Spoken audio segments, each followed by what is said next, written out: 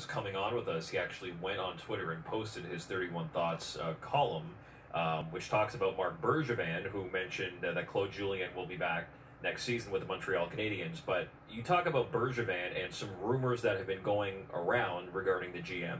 You addressed that. What can you tell us about the Habs GM?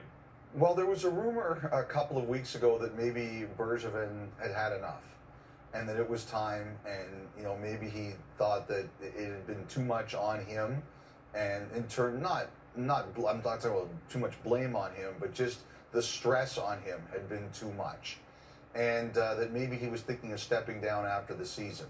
And so when I had a chance to sit down with him yesterday, I began the interview by asking him if that was true.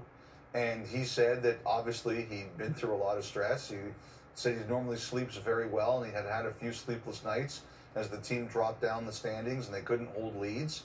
But he admitted he was frustrated, and he admitted he had to lean on some people around him, like the owner and Scott Mellenby and Trevor Timmins and I think John Sedgwick. But at the end of the day, he said, I never thought about quitting. He said, it hasn't always been easy.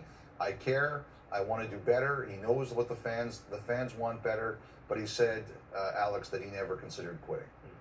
The patience of ownership here, Friedge, it is, I mean, for a Canadian franchise like this, does it surprise you sometimes that Jeff Molson it's admirable, but does it surprise you that he sticks with the plan at times like this? It is surprising because I think the pressure is intense, and everybody knows the Canadiens fans are unhappy and they want more. I mean, how many times they've missed the playoffs, 3 years in a row? This will be 4. And that's tough in a Canadian market. No question about it. It's tough anywhere, never mind a Canadian market.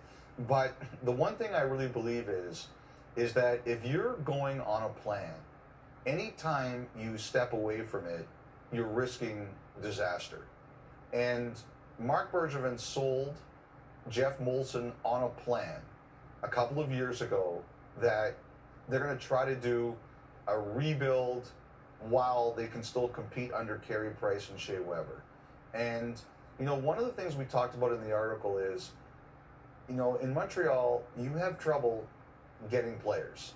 I had a player tell me, there's a player I know, I told him I was going to sit down with Bergevin, and he talked about how he went to Montreal and he really wanted it to work. It just wasn't for him. And I think it takes a special kind of person to be successful in some of these places because the pressure is so intense. And, I think that if you have to draft well, you have to develop well, you have to turn up your own players and make them learn from inside the Canadiens organization. And, you could certainly make changes. But one of the things Bergevin said was, I'm not making a panic trade to buy the piece or save my job. And I think in Canada, when you look at Edmonton, they're sorting themselves out right now. How many times did the Oilers maybe try to do something like that to jumpstart themselves? And if it doesn't work and you go off your track, it's bad.